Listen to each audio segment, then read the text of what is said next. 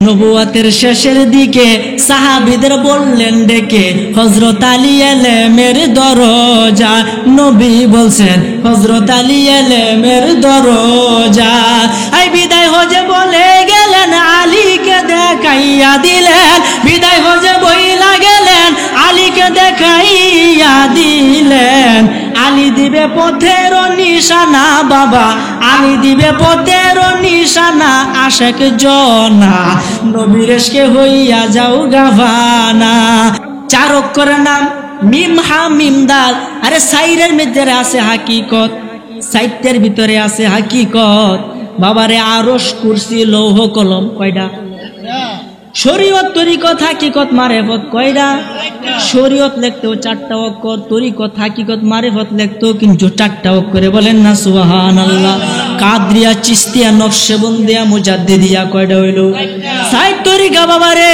4 জন ইমাম, হযরতে আবু হানিফা, হযরতে ইমাম আহমদ, হযরতে ইমাম মালিক, ইমাম শাফি রহমাতুল্লাহ আলাইহি। তখন ঠিক কিনা? 7 জন খলিফা, হযরতে আবু বকর রাদিয়াল্লাহু তাআলা আনহু, হযরতে উমর রাদিয়াল্লাহু তাআলা আনহু, হযরতে উসমান, হযরতে আলী রাদিয়াল্লাহু তাআলা আনহু। খলিফা কয়জন? এই জন্য নবীজির নাম মিম হা মিম দাল 4 অক্ষরের নাম। এই জন্য সমস্ত আমাদের গুরুত্বপূর্ণ জিনিসগুলা হলো 4টা। কথা বলেন ঠিক কিনা? এই জন্য আমার ভাইরা বাবারা বন্ধুরা, মুহাম্মদ মিম দ্বারা শুরু। এই জন্য মসজিদ মিম দেয়, মাদ্রাসা মিম দেয়, মুফতি মিম দেয়, মুনাজের মিম দেয়, মুফাসসির মিম দেয়, মুকাব্বির মিম দেয়, মিম্বার মিম দেয়। কথা বলেন ঠিক কিনা?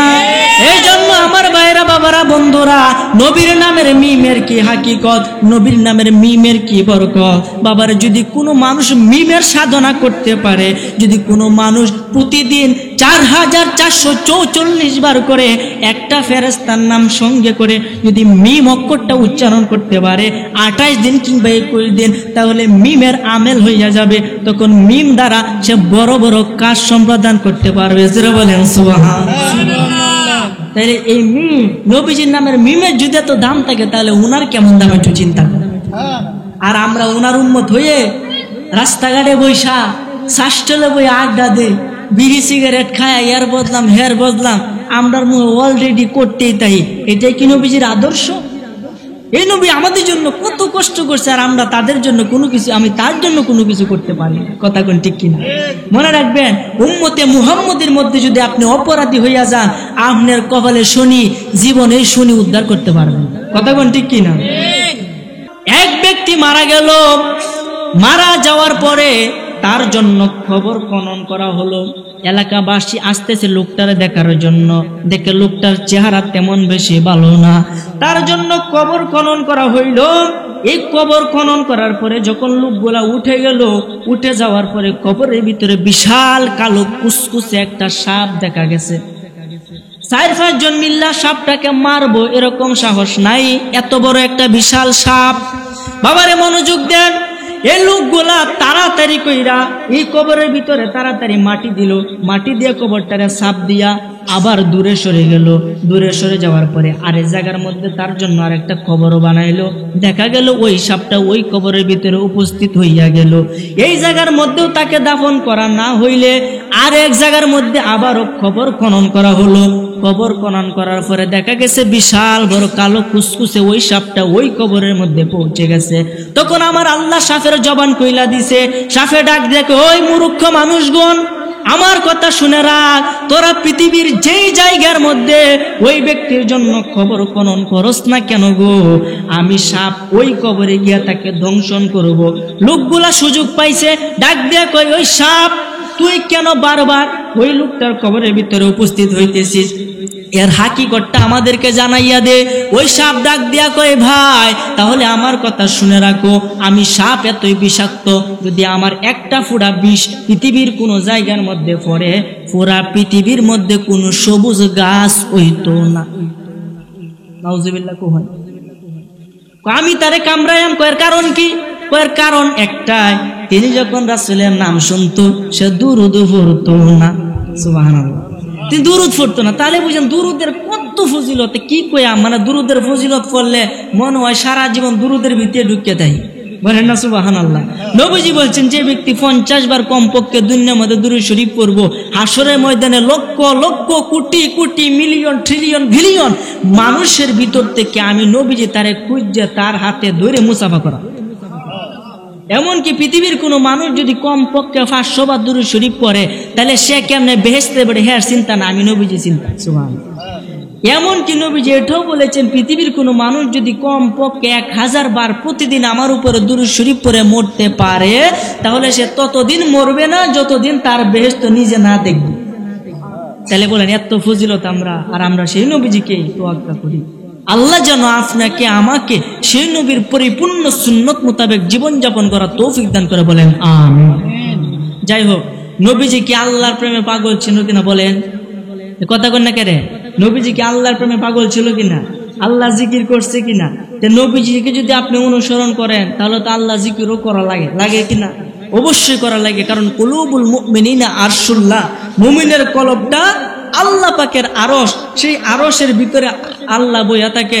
এটার একটা দরজা আছে, দরজার মধ্যে শয়তান বইয়া থাকে। শেষ লাগছে না? কিরা আল্লাহ তাহে শয়তানও তাহে, এটা কোন কথা? এই শয়তানটাকে আমরা কি দূর করতে চাই কিনা বলেন? গোল্ড অফ মদিনা, সুন্নিয়তের অহংকার। যখন আপনার এই জিনিসটা বন্ধ হইয়া যাবে এই মুহূর্তে, তখন আব্দুল করিম থাকবেন না, আব্দুর রহিম থাকবেন না, 1 সেকেন্ডের ভিতরে লাশে পরিণত হবে এই শ্বাসটা। এই কারণে আমাদেরকে এই যে শ্বাস প্রশ্বাস আল্লাহ দিছে, এবং আরো বেশি শুকরিয়াতানি বিষয় যে মহান আল্লাহ তাআলা আপনি আমাকে আখির নবীর উম্মত করে দুনিয়াত বানাইছে, বলেন সুবহানাল্লাহ। আগের নবীর উম্মতরা এখনো কবরে, আর আমরা এখন দুনিয়ার মধ্যে আছি। পাঠাইছেন আমাদের আল্লাহ সবার পরে, বেহেশতে যাব সব নবীদের আগে, বলেন সুবহানাল্লাহ। আর আমাদের নবী যতক্ষণ পর্যন্ত বেহেশতে ঢুকবে না, পৃথিবীর কোনো নবী রাসূল এমনকি কোনো মানুষও বেহেশতে ঢুকতে পারবে। এই কারণে আমাদেরকে সেই নবীর উম্মত করেছেন, এবং সেই সাথে আমরা সেই নবীর উপরে কয়েক মর্তবা দুরূদ শরীফ পড়তে পেরেছি, এই জন্য বলি আলহামদুলিল্লাহ। মনে রাখবেন, যারা রাসূল পাক সাল্লাল্লাহু আলাইহি ওয়াসাল্লামের উপরে দুরূদ শরীফ মহব্বতে পাঠ করে, হযরতে আলী রাদিয়াল্লাহু তাআলা আনহু নিজে বলেছেন যে আমার আল্লাহ তাআলা বেহেশতের ভিতরে এমন একটা বৃক্ষ বানাইছে যার ডালগুলা হবে ভেজা মুক্তা, এবং কাণ্ডগুলা হবে স্বর্ণের, এবং পাতাগুলা হবে মূল্যবান পাথরের। এই গাছের মধ্যে সুন্দর একটি ফল ধরে, এই ফলটা দেখতে আপেলের চেয়েও ছোট, আপেলের চেয়েও বড়, আনারের চেয়েও ছোট, মাখনের চেয়েও নরম, মেশকে আম্বরের চেয়ে আরো সুঘ্রাণ, মধুর থেকে আরো মিষ্টি, বলেন সুবহানাল্লাহ। এই ফলটা পৃথিবীর কোনো মানুষ খেতে পারবে না। লা ইয়াকুলু মিনহা, যেটা হাদিস শরীফে সুন্দরভাবে এসেছে, লা ইয়াকুলু মিনহা, পৃথিবীর কোনো মানুষ এই ফলটা খেতে পারবে না, ইল্লা, তবে সেই ব্যক্তি খেতে পারবে যে ব্যক্তি মান আকসার, সবচাইতে বেশি রাসূলের উপর দুরূদ শরীফ পড়বে, সেই ব্যক্তি ফলটা খেতে পারবে। তাইলে আমরা ভাগ্যবান, আমরা সেই ফলের অধিকারী হয়ে গেলাম। এই জন্য রাসূল পাক সাল্লাল্লাহু আলাইহি ওয়াসাল্লামের উপর দুরূদ পড়া দরকার আছে না নাই? রাসূল সাল্লাল্লাহু আলাইহি ওয়াসাল্লামের উপর দুরূদ পড়লে কেমন লাভ? আপনার কাফনটাও বুঝতো না, সুবহানাল্লাহ কইতেন। এমনকি ফুলসেরাতের ফুলের রাস্তা 30,000 মাইল লম্বা, চুলের থেকেও চিকন, হীরার থেকেও ধার, এবং নিচে থাকবে জাহান্নামের আগুন, কালো কুসকুসে অন্ধকার।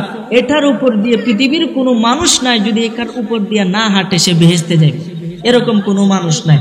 আবার আল্লাহ এমন পছন্দের বান্দা বানাইছে, তারা হাসরে মাঠ কি দূরের কথা, ফুলসেরাতের ফুলও দেখতো না, সুবহানাল্লাহ। সেরকম বান্দা আমাদেরকে হওয়ার তৌফিক দান করে, বলেন আমিন।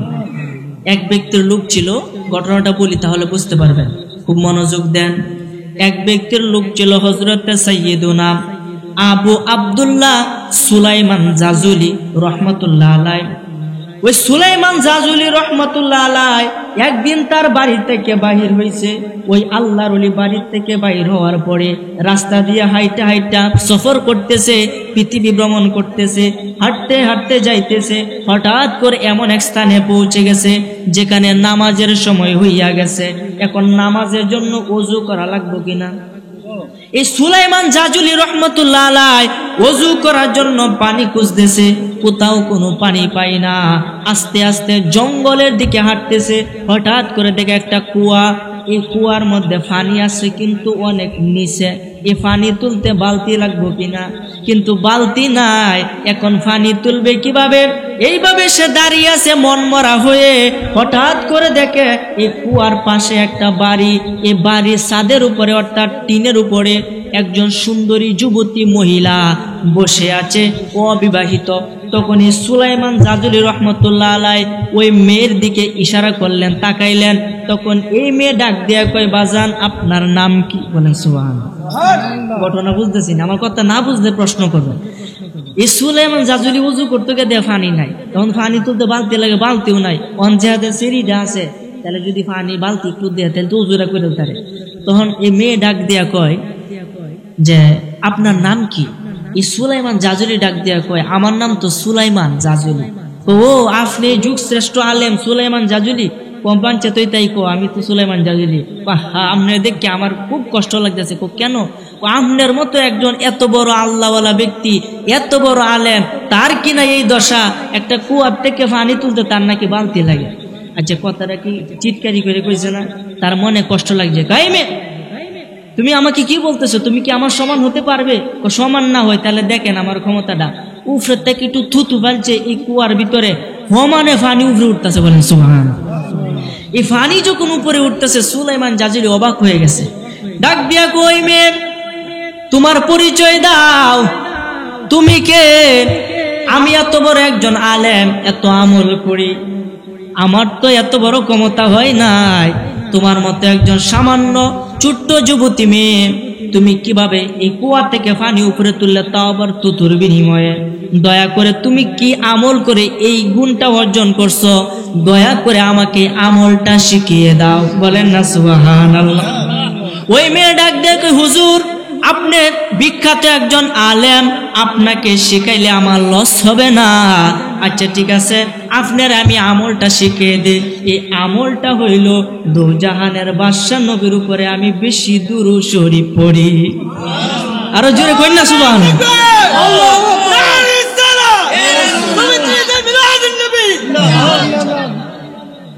আমি রাসূলে পাক সাল্লাল্লাহু আলাইহি ওয়াসাল্লামের উপরে দুরূদ শরীফ পড়ি, এই কারণে আমার এই গুণ আল্লাহ তাআলা দিয়েছে। এই কথা শুনে সুলাইমান জাজুলি রহমতুল্লাহ আলাই ডাক দেয়া কই, ওই মেয়ে আমি দুরূদ শরীফের অসংখ্য ফজিলত শুনেছি, কিন্তু তোমার মতো এত সুন্দর ভাষায় কেউ ফজিলত আমাকে বলতে পারে নাই। আজকে থেকে আমি দুরূদ শরীফ পড়ব এবং দুরূদের উপরে একটা কিতাব লিখব। বর্তমানে এই কিতাবটা শুধু বাংলাদেশ নয়, পৃথিবী বিখ্যাত কিতাব, নাম হলো দালাইলুল খয়রাত। জোরে বলেন সুবহানাল্লাহ। এই দালাইলুল খয়রাত রাসূলে পাক সাল্লাল্লাহু আলাইহি সাল্লামের দুরূদের উপরে তিনি লিখেছে। লেখার পরে কিছুদিন পরে তিনি ইন্তেকাল করেছে। ইন্তেকাল করার পরে তাকে সুস নগরীর মধ্যে তাকে দাফন করা হয়েছে। দাফন করার 1 বছর 2 বছর নয়, 10 বছর 20 বছর নয়, 77 বছর পরে একজনকে স্বপ্নে দেখাইছে যে আমার এই কয়বরটা তাড়াতাড়ি এই জায়গা থেকে তুললে মুরুখ কই নিয়ে তুমি দাফন করো। তার পরার মুরিদরে এই স্বপ্ন দেখানোর পরে সে স্বপ্নের ব্যাখ্যা বুঝে না। 2-3 বার স্বপ্ন দেখার পরে কবর থেকে তারে তোলা হয়েছে। তুইলে দেখে তার কাফনের কাপড়টাও বসে না, কাফনের কাপড়টাও বুঝছে না। কি মনে করেন? তখন ডাক দিয়া কই, এই লোকটা কি আমল করতো? এই যে আমরা জীবিত মানুষ, আমাদের যদি এনবার টিপ দিয়ে কতক্ষণ ধরে রাখে, এন থেকে রক্ত সরে যায় না, সাদা হয়ে যায়। দেখেন যে এন টিপ দিয়ে ধরে রাখলে কি হয়? সাদা হয়ে পড়ে, কারণ রক্ত মানে এখান থেকে জাগা। আবার যখন সাইরে দেয় আবার লাল হয়ে যায়, মানে রক্ত সঞ্চালন করে। একজন ব্যক্তি পরীক্ষা করার জন্য ওই সুলাইমান জাজুলি রহমতুল্লাহ আলাইহির চেহারার মধ্যে এই সাদাত আঙ্গুল দ্বারা এভাবে একটু যাতা দিছে। দেখে আমরা জীবিত মানুষ যেমন সাদা হয়ে এমন সাদা হয়েছে, সাইরে দেওয়ার সাথে সাথে আবার রক্ত ভরাট হয়েছে। বলেন না সুবহানাল্লাহ। তার মানে 77 বছর পরেও তার লাশটা পচে নাই, তার কাফনের কাপড়টাও পচে নাই। তিনি কি আমল করতেন? এমনকি 24 ঘন্টা তার কবর থেকে মেশকে আম্বরের সুঘ্রাণ বাইরিত। তিনি একটাই আমল করতেন, এটা হলো রাসূলে পাক সাল্লাল্লাহু আলাইহি ওয়াসাল্লামের বেশি বেশি দুরূদ শরীফ পড়া। আমার আলোচনা বিষয়টা আমাকে বলেছে নবীজির চরিত্র সম্পর্কে আলোচনা করতাম, কিভাবে তিনি জীবন যাপন করেছেন। আমাদের তো এইভাবে জীবন যাপনটা করল লাগবো, কোনটা করো বাঁচবেন সারা জীবন, বাঁচতেন না, মইরা যাওয়ার লাগবো। এই কারণে রাসূলে পাক সাল্লাল্লাহু আলাইহি ওয়াসাল্লামের নাম শোনা মাত্রই দুরূদ পড়া আমাদের উপরে ওয়াজিব। কথা কোন ঠিক কিনা? যদি নাম শুনে দুরূদ না পড়েন তাহলে কি শাস্তি হবে? একটু শুনেন। হযরত কাব রাদিয়াল্লাহু তাআলা আনহু নবীজির একজন বিখ্যাত সাহাবী। ওই কাব রাদিয়াল্লাহু তাআলা আনহু নিজে বলতেছে, একদিন রাসূল পাক সাল্লাল্লাহু আলাইহি ওয়াসাল্লাম মসজিদের ভিতরে প্রবেশ করলেন। প্রবেশ করার পরে আমাদেরকে একটু ডাক দিলেন, এই তোমরা আমার দিকে আসো। এই কাব রাদিয়াল্লাহু তাআলা আনহু বলে, আমি এবং আমার সহপাঠীরা রাসূল পাক সাল্লাল্লাহু আলাইহি ওয়াসাল্লামের কাছে গেলাম।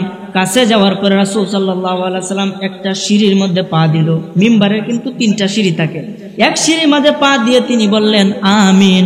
দ্বিতীয় সিঁড়ির মধ্যে পা দিয়ে তিনি বললেন আমিন। তৃতীয় সিঁড়ির মধ্যে পা দিয়ে তিনি বললেন আমিন। এরপরে নামলেন। নামার পরে সাহাবীরা ডাক দিয়ে কই, ইয়া রাসূলুল্লাহ, আপনি 3বার বলছেন আমিন 3টা সিঁড়ির মধ্যে দাঁড়াইয়া, এর হাকিকতের ব্যাখ্যা তো আমরা বুঝতে পারতেছি না, দয়া করে এর হাকিকতটা আমাদেরকে একটু বুঝাইয়া দেন। নবীজি ডাক দিয়া কয়, আমি যা দেখি তোমরা তা দেখতে পাবে না, কারণ আমি নবী তোমাদের মতো না, তোমরা আমার মতো না। সুবহানাল্লাহ। নবীজির মতো কেউ আছে? কোনটা কোন?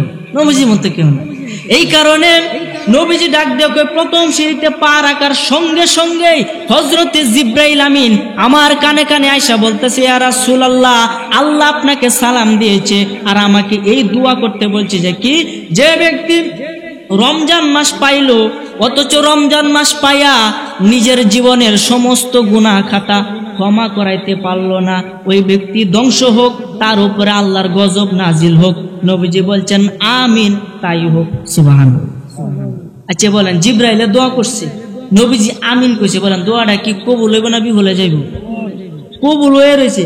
দ্বিতীয় সিঁড়িতে যখন আমি পা রাখলাম তখন জিবরাইল আমার কানে কানে বলতেছে, ইয়া রাসূলুল্লাহ, যে ব্যক্তি আপনার নাম মুবারক শুনলো, শোনার পরে দুরূদ শরীফ পড়লো না, ওই ব্যক্তির আল্লাহর গজবে নিপতিত হোক, ওই ব্যক্তির উপর আল্লাহর লানত হোক, ওই ব্যক্তি ধ্বংস হোক। নবীজি বলছেন আমিন, এটাই হোক।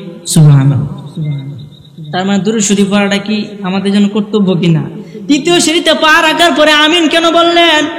নবীজি ডাক দিয়া কই, সাহাবীরা রে, তৃতীয় সিঁড়িতে পা রাখার পরে আমি আমিন বললাম এই কারণে, ও যে ব্যক্তি তার পিতা মাতারে বৃদ্ধ অবস্থায় জীবিত পাইল অথচ পিতা মাতার খেদমত করে বেহেশত অর্জন করতে পারলো না, সেই ব্যক্তি ধ্বংস হোক, তার উপরে আল্লাহর গজব হোক। নবীজি বলছেন আমিন, এটাই হোক। সুবহানাল্লাহ। তাহলে কি বলছেন, নবীজি দোয়াটা যে করছেন নাকি কম টম দোয়ারি মনে হবে? হ্যাঁ, রমজান মাস হয়েছে আমাদের গুনাহ মাফের একটা স্পেশাল সুযোগ।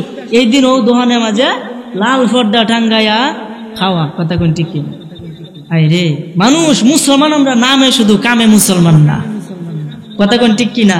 শিফাউল কুলুব এই কিতাবের 309 অথবা 303 পৃষ্ঠার মধ্যে আছে, এক ব্যক্তি, অনেক বুজুর্গ আছেন, তিনি মারা গেছে। মারা যাওয়ার পর একজন প্রতিবেশী তার স্বপ্ন দেখতেছে যে কি, তার মাথার মধ্যে জাহান্নামের আগুনের আংরার একটা টুপি তার মাথার মধ্যে আল্লাহ দেয়া দিছে। তখন এই ব্যক্তি ডাক দিয়ে কই, কি গো ভাই, দেখতাম দুনিয়ার মাঝে ভালোভাবেই চলতাম, নামাজ পড়তা, তোমার আজ কি অবস্থা কেরে? ওই ব্যক্তি ডাক দিয়ে কই, ভাই দুঃখের কথা কি কইয়াম, আমার সমস্ত আমল, আমার শত মারেফত আছে, আমার আল্লাহ কাইরে নিছে। ওইটার কারণ কি? আমি যখনই রাসূল পাক সাল্লাল্লাহু আলাইহি ওয়াসাল্লামের নাম শুনতাম তখন দুরূদ পড়তাম না। নাউযুবিল্লাহ। এই দুরূদ পড়া না পড়ার কারণে আমার পক্ষ থেকে, আমার মাথার থেকে সমস্ত ব্রেন উড়াইয়া এখন এই জাহান্নামের আগুনে আংরা বয়া দিছে। বলেন এটা কি শাস্তি হয়েছে নাকি শান্তি হয়েছে? তাহলে এই শাস্তি কি আমরা পাইতাম চাই না? এই কারণে আসুন আমরা বেশি করে বেশি দুরূদ শরীফ পড়বো। আপনার টাকা দরকার, গাড়ি বাড়ি দরকার, ব্যবসা বাণিজ্য উন্নত নাই, টাকা পয়সা বেশি ভাও নাই, আপনি দুরূদ শরীফের আমল শুরু করেন, দেখেন টাকা পেতে দেয়। সুবহানাল্লাহ। বেশি বেশি দুরূদ শরীফ পড়বেন, তাও আবার ওই যে অবস্থায় হেঁটে হেঁটে নয়। হেঁটে হেঁটে দুরূদ পড়লে গরিবী হাল আসবে।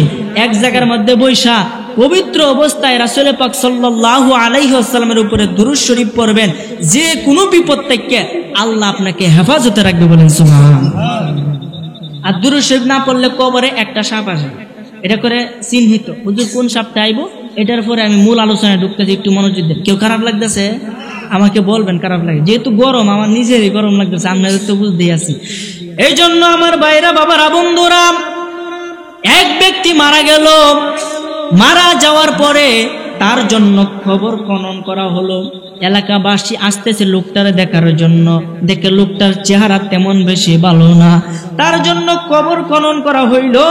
এই কবর খনন করার পরে যখন লোকগুলা উঠে গেল, উঠে যাওয়ার পরে কবরের ভিতরে বিশাল কালো কুচকুচে একটা সাপ দেখা গেছে।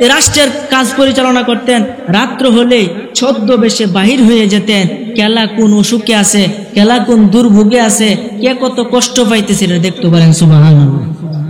একদিন কার ঘটনা, হযরতে উমর রাদিয়াল্লাহু তাআলা আনহু কেমন লোক ছিল একটু চিন্তা করেন রে বাবা। হযরতে উমর রাদিয়াল্লাহু তাআলা আনহু এতই ক্ষমতাবান ছিল, উনি যে রাস্তা দিয়ে হাইটা যাইতেন 40 দিন পর্যন্ত শয়তান ওই রাস্তা দিয়ে হাইটা যাইতো না। সুবহানাল্লাহ। 40 দিন পর্যন্ত শয়তান ভয় পাইতো। এই কারণে আমাদের বুজুর্গানে দিন তদবিরের কিতাবের মধ্যে লেখা হয়ে গেছে, যদি কোনো মানুষের স্বপ্ন দোষ হয়, স্বপ্ন দোষটা হয় শয়তানের পক্ষ থেকে। অনেকের হয় কি হয় না, এটা খারাপ না, মূলত আমাদের বিজ্ঞানের সায়েন্সে যেটা বলে, এটা যদি আপনার ভিতরের এটা যদি বাইরে যা তখন এটা স্বপ্ন দোষের মাধ্যমে বাহির হয়ে আসে, তখন গোসল করা ফরজ হয়ে পড়ে।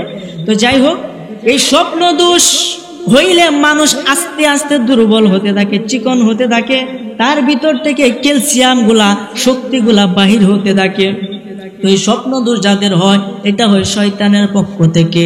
যদি তদবিরের কিতাবের ভাষায় যদি কোনো মানুষ হযরতে উমর রাদিয়াল্লাহু তাআলা নূরের নামের 3টা অক্ষর আইন মিম র এ বাম থেকে লেখা ডান দিকে আসতে পারবে, এভাবে 3 বার লেখা ঘুমায়া যাবে, আরেকবার ঘুম থেকে উঠে এভাবে 3 বার লিখবে, খোদার কসম ওই ব্যক্তির কিয়ামত পর্যন্ত স্বপ্ন দোষ হবে না। আর আসতে কোন সুবহানাল্লাহ। উনি কেমন পাওয়ারফুল ছিল। রাসূল পাক সাল্লাল্লাহু আলাইহি ওয়াসাল্লাম যখন আমাদের কাছ থেকে পর্দা করলেন, এই 12 রবিউল আউয়াল এই যে আসতেছে, এই দিনে তিনি আগমন করেছে, এই দিনে আমাদের কাছ থেকে বিদায় নিয়েছে, কিন্তু নবীজি মরে নাই। কোন পৃথিবীর কোন নবী কি মানুষে তো মরে, বলেন না সুবহানাল্লাহ। এই কারণে মুর্দা নবী বলা যাবে না। নবীজির জীবিত থাকাও আমাদের যেমন কল্যাণ ছিল, নবীজি ওফাত গ্রহণের পরে ওটা আমাদের জন্য সমান কল্যাণ। এই জন্য আমরা মিলাদুন নবী অর্থাৎ খুশি উদযাপন করি। সুবহানাল্লাহ। আর জোরে কই না সুবহানাল্লাহ। এই জন্য তো আমি কই, ও মা দেখো না সবাই চলে যায়, জিকির করো।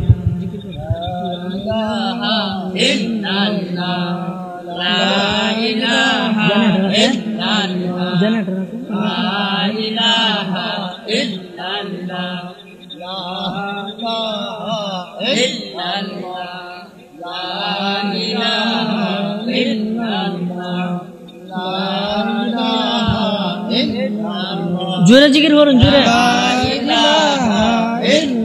ইনশাআল্লাহ তাদেরও কিছু উপকার হোক, আপনাদের ইসলামেরও কিছু উপকার হোক, কথা কোন ঠিক কিনা। এই জন্য আমরা সব সময় তাদের পাশে আছি ইনশাআল্লাহ।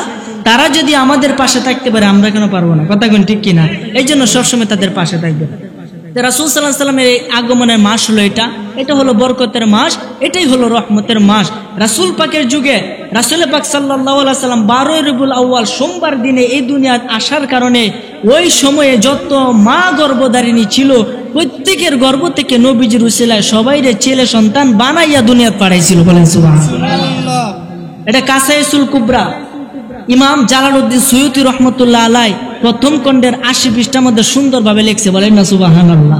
এই জন্য আমি বলি, ও মা দেখো না সবাই চলে যায়, নতুন পোশাক মাথায় টুপি আতর লাগায়, ও মা দেখো না সবাই চলে যায়, নতুন পোশাক মাথায় টুপি আতর লাগায়, যাব আমি তাদের সাথে জুলুসে, যাব আমি তাদের সাথে জুলুসে, ধরার বুকে নূর নবীজি তাশরিফ এনেছে মা, ধরার বুকে তাশরিফ এনেছে।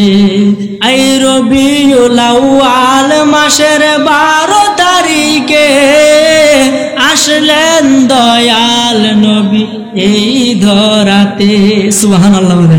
রবিউল আউয়াল মাসের 12 তারিখে আসলেন দয়াল নবী এই ধরাতে, আসলেন মায়ার নবী এই ধরাতে, সেই নবীজির আওলাদ নাকি, সেই নবীজির আওলাদে নাকি বাংলায় এসেছে, ধরার বুকে নূর নবীজি তাশরীফ এনেছে, মা ধরার বুকে আই গোসল করাই দেন না মাগো পরাই পাঞ্জাবি, সে তাই গিয়ে আসবো দেখে আওলাদে নবী, আরে সে তাই গিয়ে আসবো দেখে আওলাদে নবী, গোসল করাই দেন না মাগো পরাই পাঞ্জাবি, সে তাই গিয়ে আসবো দেখে আওলাদে নবী, আরে সে তাই গিয়ে আসবো দেখে আওলাদে নবী, চেহারা তাহার দেখতে মা,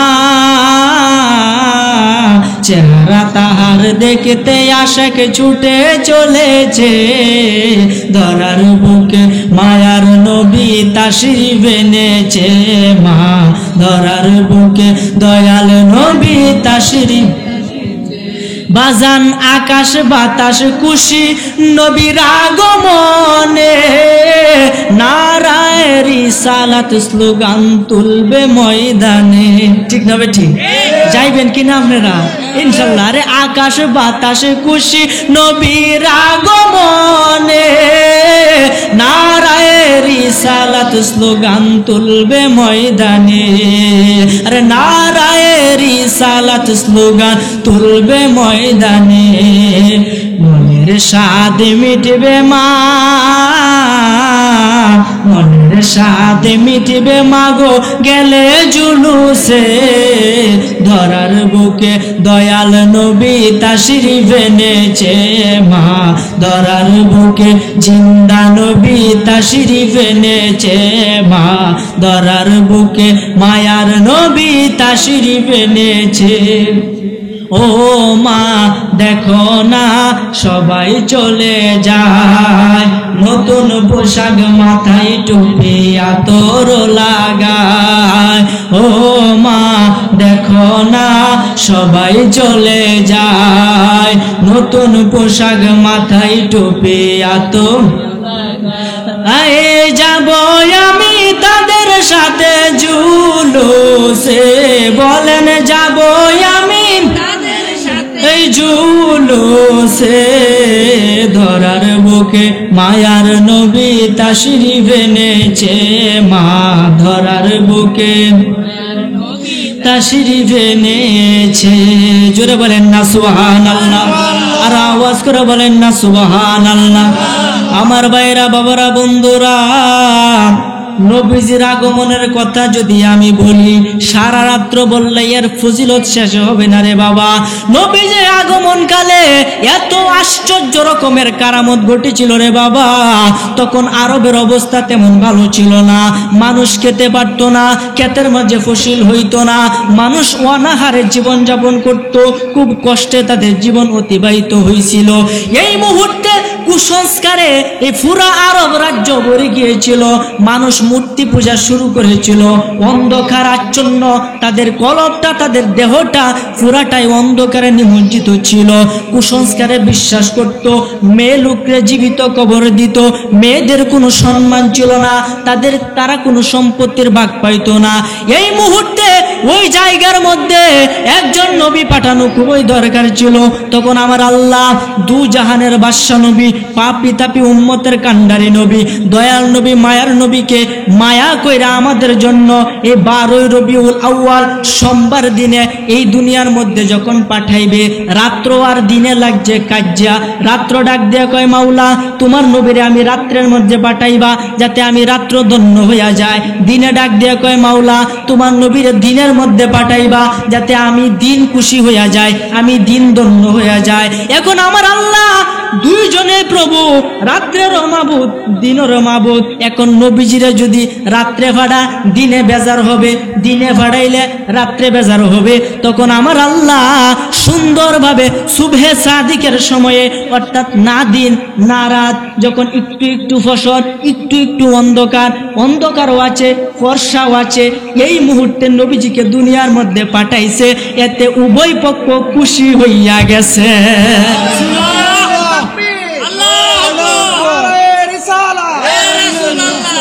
সুন্নাত ওয়াল জামাত মাহমুদাবাদ দরবার শরীফ জিন্দাবাদ। এই জন্য আমার ভাইয়েরা, এই পৃথিবীর মধ্যে আগে একটা জায়গার মধ্যে নির্দিষ্ট একটা জায়গা ছিল যেখানে নামাজ আদায় করত। নামাজ ফরজ ছিল না, ইচ্ছা হলে পড়তো, না ইচ্ছা হলে না পড়তো। কিন্তু আপনি আমার নবী এই দুনিয়ার মধ্যে কদমটা রাখার সঙ্গে সঙ্গে পুরা পৃথিবীটারে আমার আল্লাহ মসজিদে বানায়া দিছে। এই জন্য তো আমি কই, হাওয়া মারিয়াম সবাই এলো মা আমেনার ঘরে, আরে সালাতু সালাম জানিয়ে নূরকে বরণ করে, বলবেন না সুবহানাল্লাহ।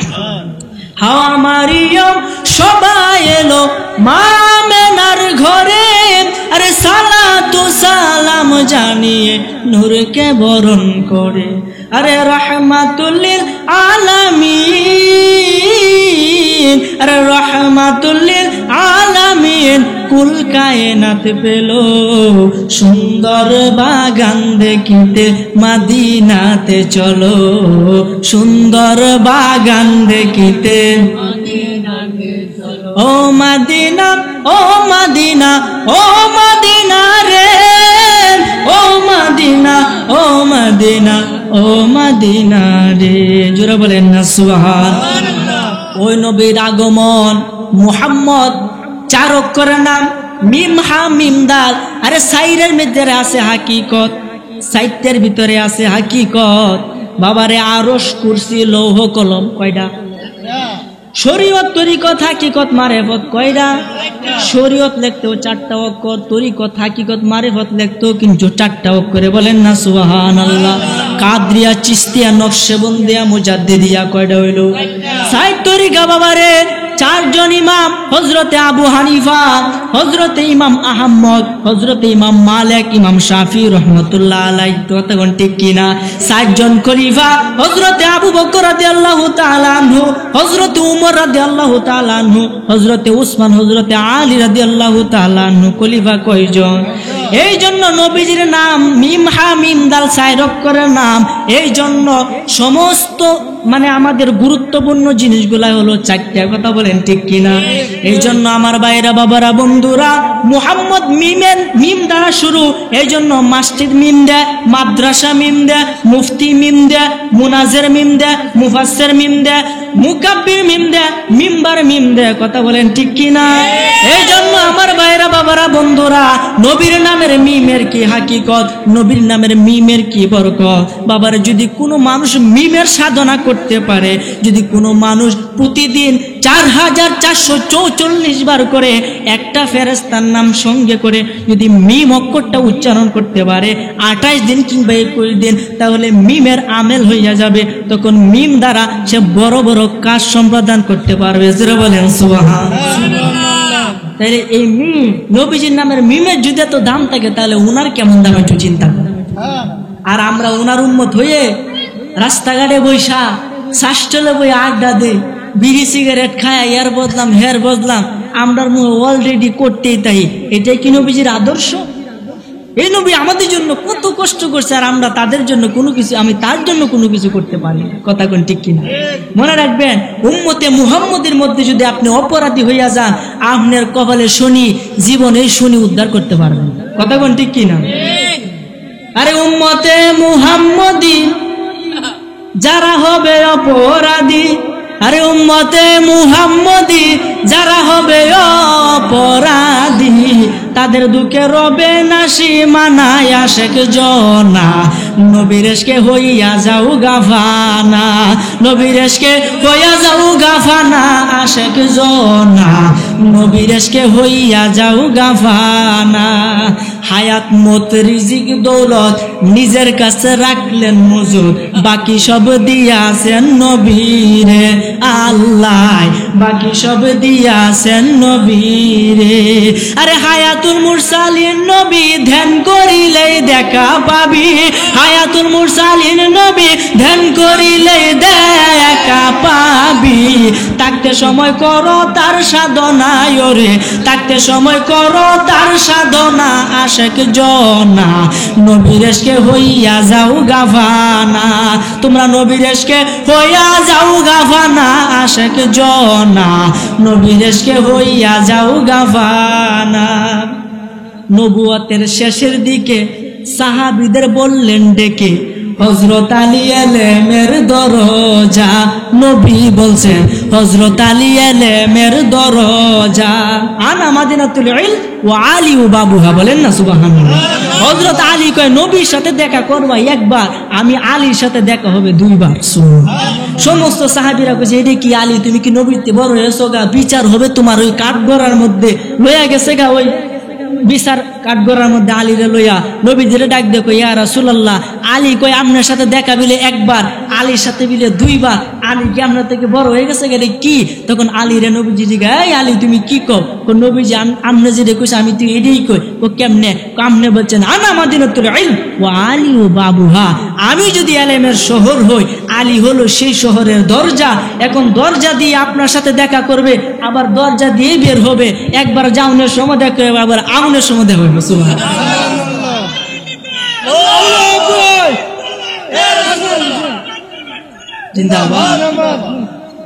এই কারণে নবুয়তের শেষের দিকে সাহাবীদের বললেন ডেকে, হযরত আলী এলেমের দরজা।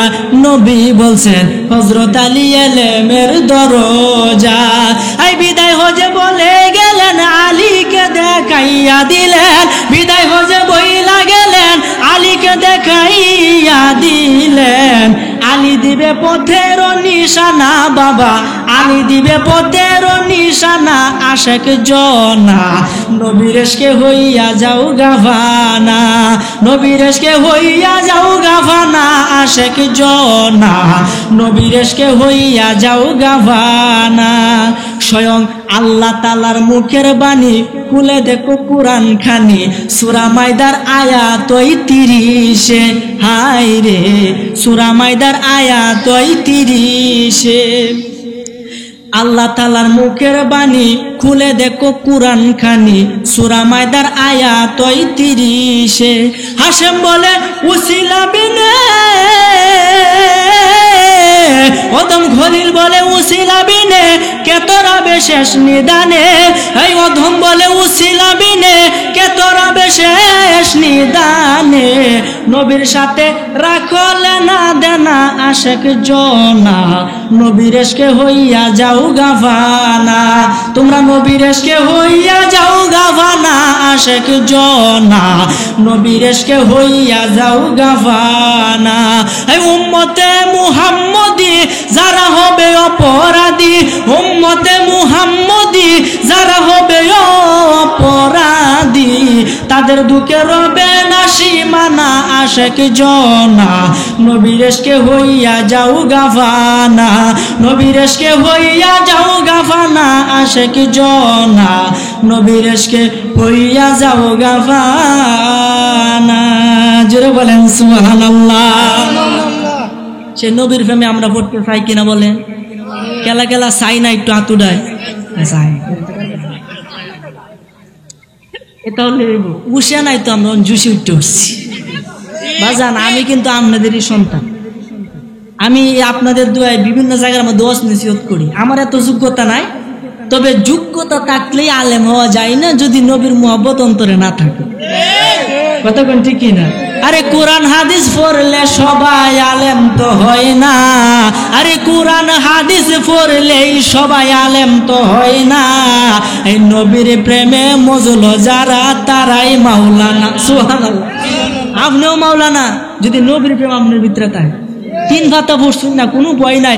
নবী যদি আপনারা টাইনা নে, এই আলেম যদি দূরা সরায় নে, আলেমের থেকে আপনি তো বালা। আলেম হতে হবে আলেমের মতো। আলেম কারা? যারা জ্ঞানী। জ্ঞানী কারা? যারা দুনিয়ায় থাকতে পরকালে ফাতিহ সংগ্রহ করে।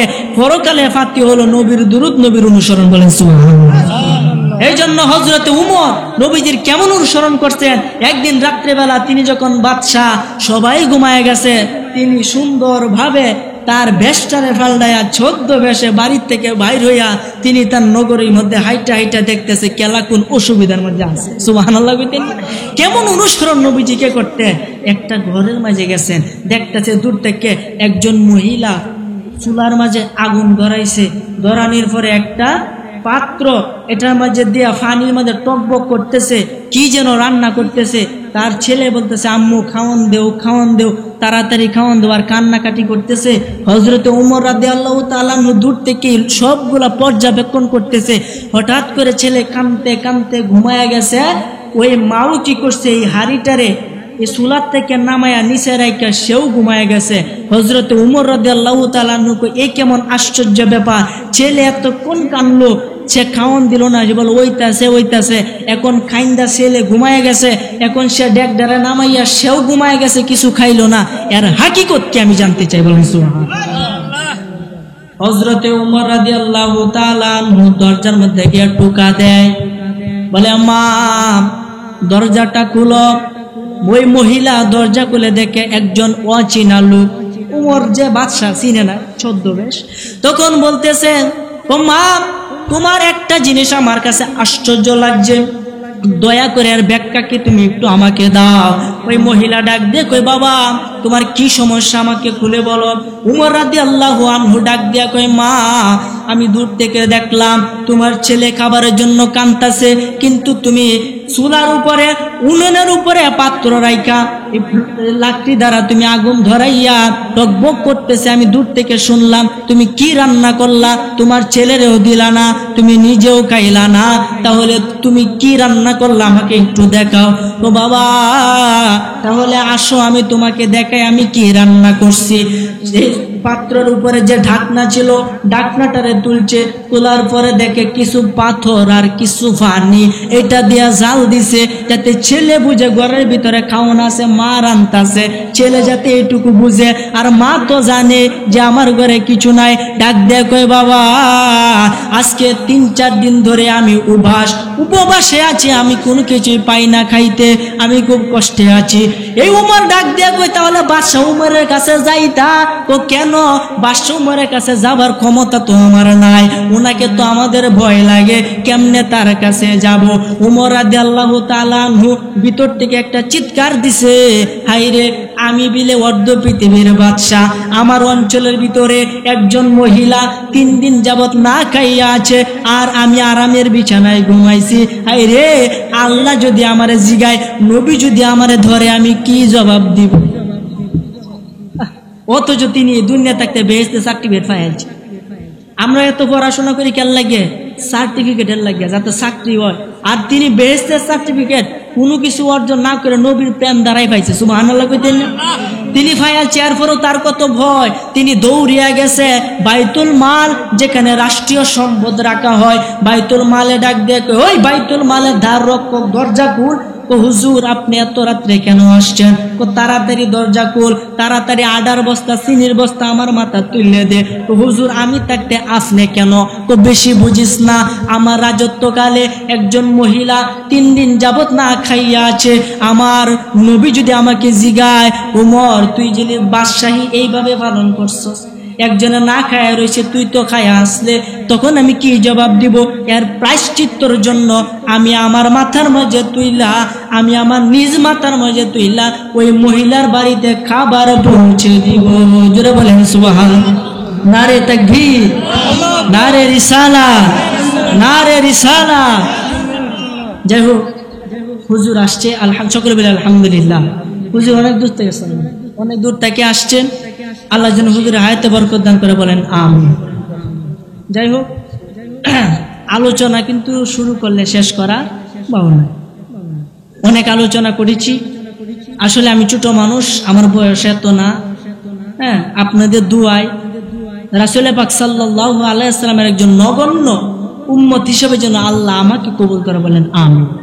আমি যেন সবসময় সদা সর্বদাই কোরআন হাদিসের সঠিক কথাগুলি আপনাদের সামনে তুলে ধরতে পারি, সে অনুযায়ী সর্বপ্রথম আমি এবং পরবর্তীতে আপনারা সকলেই যেন আমল করতে পারেন, এই তৌফিক যেন আল্লাহ দান করে, বলেন আমিন।